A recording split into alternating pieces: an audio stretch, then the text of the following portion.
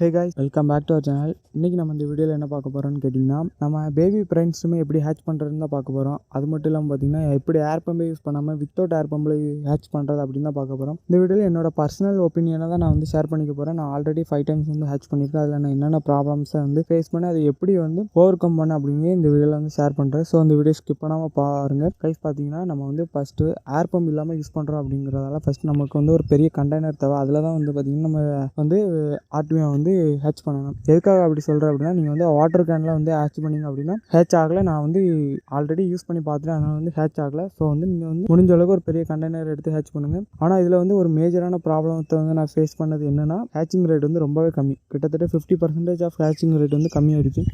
So அது என்ன reason பார்த்தீங்கன்னா, நம்ம ஏர் பம்ப் யூஸ் பண்ணல, அதுதான் ரீசனாக இருக்கும். ஸோ எனக்கு நான் 5 டைம்ஸ் ஹேட்ச் பண்ணதில் எனக்கு இதுதான் மேஜர் ப்ராப்ளமாக இருக்குது. இன்றைக்கி வரைக்கும் அதை எப்படி ஓவர் கம் பண்ணணும்னு தெரியல. ஃப்ரெண்ட்ஸும் ஹேட்ச் பண்ணுறதுக்கு நமக்கு என்னென்ன தேவைன்னு பார்த்தீங்கன்னா, ஒரு கண்டெய்னரில் கொஞ்சமாக வாட்டர் எடுத்துக்கணும். அதுக்கப்புறமா நமக்கு கல்லுப்பு தேவைப்படும், அதாவது ராக் சால்ட்டு தேவைப்படும். எதுக்காக இந்த கல்லுப்பு அப்படின்னா, நம்ம நார்மலாக யூஸ் பண்ணுற உப்பை காட்டிலும் கல்லுப்பில் பார்த்தீங்கன்னா கெமிக்கல் ரொம்பவே கம்மியாக யூஸ் பண்ணுறாங்க. ஸோ அதனால் நமக்கு கல்லுப்பு தேவைப்படும். அதுக்கப்புறமா ஆர்டிமியா எக்ஸ் தேவைப்படும். நான் யூஸ் பண்ணக்கூடிய எக்ஸ் பார்த்தீங்கன்னா பெக்யூனோட கேப்சூல் தான் நான் யூஸ் பண்ணுறேன். ஸோ எதுக்காக நான் பெக்யூன் யூஸ் பண்ணுறேன் அப்படின்னா, அதில் தான் பார்த்தீங்கன்னா ஹேட்சிங் ரேட் பார்த்தீங்கன்னா கிட்டத்தட்ட 90% ஹேட்சிங் ரேட் இருக்குது. ஸோ அதனால தான் நான் பார்த்தீங்கன்னா பெக்வான் யூஸ் பண்ணுறேன். ஸோ காய்ஸ் பார்த்தீங்கன்னா, ஆல்ரெடி நான் சொன்ன மாதிரி தான், நீங்கள் இதில் ஹேட்ச் பண்ணுறீங்க அப்படின்னா உங்களுக்கு ஹேட்சிங் ரேட் கிட்டத்தட்ட 50% ரொம்ப கம்மியாயிரும். நார்மலாக இருக்கிற ஒரு கேப்சூலில் பார்த்தீங்கன்னா 90% ஹேட்ச் ஆகுது அப்படின்னா, அது நீங்கள் வித்தவுட் ஏர் பம்பில் யூஸ் பண்ணுறீங்க அப்படின்னா உங்களுக்கு ஒரு 45லேருந்து ஒரு 50% தான் ஹேட்ச் ஆகும். ஸோ நீங்கள் முடிஞ்ச அளவுக்கு ஏர் பம்ப் வச்சே யூஸ் பண்ணி ஹேட்ச் பண்ணுங்கள். என்னால் முடியாது, எனக்கு வேறு வழி இல்லை, நான் இப்படி தான் ஹேட்ச் பண்ணுவேன் அப்படின்னா பரவாயில்ல, ஹேட்ச் பண்ணுங்கள். கண்டிப்பாக நீங்கள் இதை தவிர்க்கிறதா நல்லது என்னை பொறுத்த வரைக்கும். ஏன்னா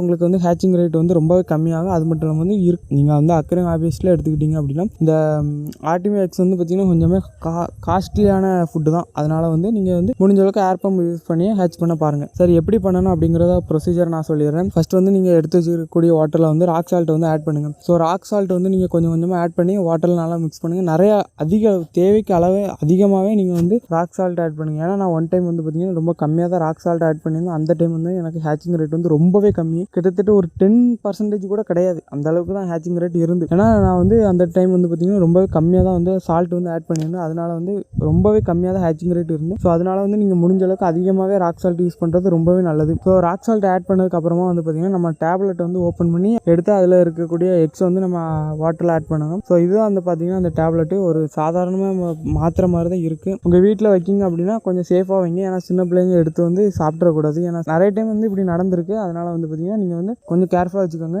மெடிக்கல் ஷாப்பில் கிடைக்கிற டியூப் மாத்திரை பார்த்தீங்கன்னா வாட்டரில் போட்டால் அப்படி கரைஞ்சிரும். ஆனால் இது கரையாது. நீங்கள் இதை ஓப்பன் பண்ணாமல் வாட்டரில் போட்டிங்க அப்படின்னா அது அப்படியே தான் கிடக்கும். ஸோ அதனால் பார்த்தீங்கன்னா நீங்கள் ஓப்பன் பண்ணி அதை கொட்டணும். அது 2 மூடியாக தான் ஜாயின் பண்ணி வச்சுருப்பாங்க. ஒரு மூடி நம்ம ஓப்பன் பண்ணதுமே அந்த மூடி அந்த கேப்சூல் ஃபுல்லாமே பார்த்தீங்கன்னா எக்ஸ் தான் இருக்குது. பாருங்கள் எந்த அளவுக்கு எக்ஸ் இருக்குன்னு பார்த்தீங்கன்னா, கிட்டத்தட்ட இதில் 1000 எக்ஸாட்டு இருக்கும் குறைஞ்சது. ஸோ இது அப்படி நம்ம வாட்டரில் கொட்டிட வேண்டியதான். அதுக்கப்புறமா பார்த்தீங்கன்னா நம்ம அதை நல்லா மிக்ஸ் பண்ணி விட்டுக்கணும். ஸோ எதுக்காக மிக்ஸ் பண்ணி விடணும் அப்படின்னா, அப்போ தான் வாட்டரில் நல்லா ஸ்ப்ரெட் ஆகும். ஸோ மிக்ஸ் பண்ணி விட்டதுமே பாதி இது பார்த்தீங்கன்னா வாட்டரில் அடியில் தங்கிடுச்சு. பாதி இது பார்த்தீங்கன்னா வாட்டர் டாப்லேயே மிதக்கு. இதில் எது ஹேட்ச் ஆகும் எது ஹேட்ச் ஆகுதுன்னு கூட கண்டுபிடிக்க முடியாது, நம்ம ஏர் பம்ப் யூஸ் பண்ணல. ஸோ அப்படியே நம்ம அவ்வளோதான், இந்த ப்ராசஸ் முடிஞ்சு கிட்டத்தட்ட 24 ஹவர்ஸ்லேருந்து ஒரு 36 ஹவர்ஸ் வரைக்கும் நம்ம வெயிட் பண்ண வேண்டியிருக்கும். எதுக்காக அப்படின்னா ஹேட்ச் ஆகிறதுக்கு.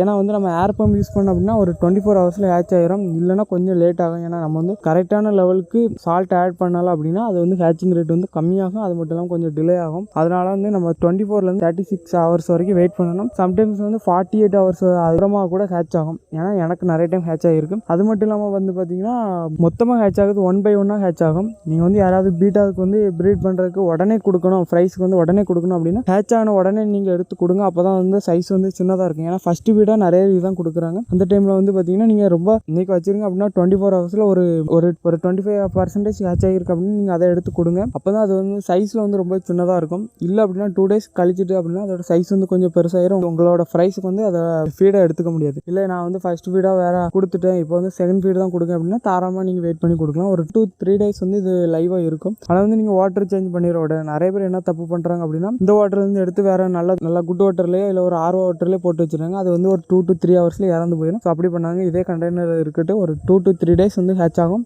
ஹேட்ச் ஆகாத எக்ஸ்லாம் அகைன் கேட்ச் ஆகும். ஸோ வந்து நீங்கள் யூஸ் பண்ணிக்கலாம். ஸோ யாருக்காவது வந்து பார்த்தீங்கன்னா ஏர் பம்ப் வச்சு யூஸ் பண்ணோம் எப்படி ஹேட்ச் பண்ணோம் அப்படின்னு தேவைப்பட்டுச்சுன்னா கீழே கமெண்ட் பண்ணுங்கள். நான் அதையும் போடுறேன்.